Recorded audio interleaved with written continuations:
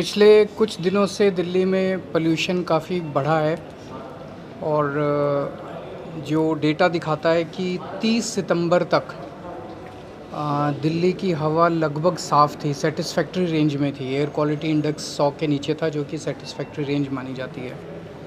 और 30 सितंबर के बाद से लगातार पोल्यूशन बढ़ रहा है और ये जो आसपास के राज्य हैं वहाँ से जो पराली जलने की वजह से किसान मजबूर होकर जो पराली जलाता है, वो जो आ रहा है, उसकी वजह से पोल्यूशन बढ़ रहा है।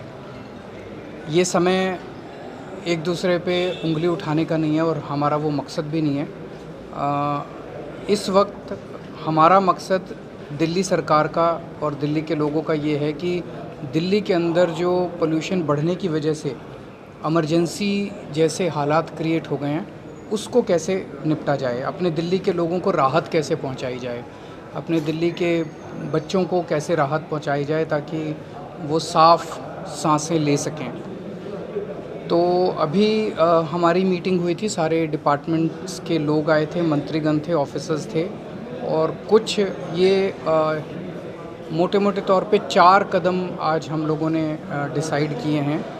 एक तो ये कि सोमवार से 1 हफ्ते के लिए स्कूल फिज़िकल बंद किए जा रहे हैं। वर्चुअल क्लासेस चलेंगी लेकिन फ़िज़िकली स्कूल बंद किए जा रहे हैं ताकि हमारे बच्चों को घर से बाहर ना निकलना पड़े और उनको पोल्यूटेड एयर में सांस ना लेनी पड़े।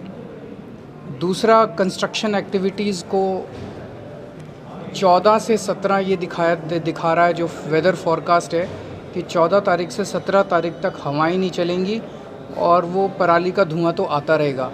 तो ऐसा लग रहा है कि उस वक्त सिचुएशन थोड़ी सी ज़्यादा ख़राब हो सकती है। तो इस दौरान कंस्ट्रक्शन एक्टिविटीज़ को बंद किया जाएगा। तीसरा, जितने सरकारी दफ्तर हैं, सरकारी दफ्तरों का वर्क फ्रॉम होम किया जा रहा है 100%।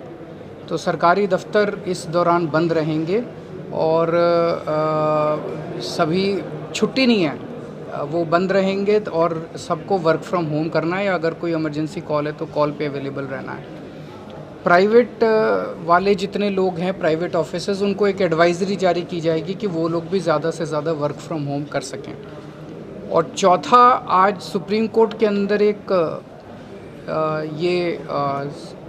बीच बीच में एक सुझाव निकल के आ रहा था कि क्या दिल्ली को कंप्लीट लॉकडाउन किया जा सकता है अगर बहुत ज़्यादा सिचुएशन, हालात ख़राब हो जाते हैं तो उसका हम पूरा वर्कआउट कर रहे हैं कि उसके क्या मायने होंगे, उस लॉकडाउन के क्या मायने होंगे। अभी लगा नहीं रहे हैं, हम एक उसका प्रस्ताव बना रहे हैं और इस प्रस्ताव को हम सुप्रीम कोर्ट के सामने रखेंगे कि अगर ऐसा ऐसा होता है और केंद्र सारी एजेंसी से डिस्कस करके, बिकॉज़ ये बहुत ही एक्सट्रीम स्टेप होगा, तो सारी एजेंसी से केंद्र सरकार को कॉन्फिडेंस में लेके, सीपीसीबी को कॉन्फिडेंस में लेके, सफ़र को कॉन्फिडेंस में लेके अगर ऐसे हालात बनते हैं तो फिर उसमें दिल्ली के अंदर सारे प्राइवेट व्हीकल्स, कंस्ट्रक्शन, ट्रांसपोर्ट, ये सब वेहिकुलर ये कंस्ट्रक्शन और इंडस्ट्रियल ये एक्टिविटीज़ बंद की जा सकती हैं। तो ये एक प्रस्ताव, अभी केवल प्रस्ताव के तौर पे इसको हम कोर्ट के सामने रखेंगे।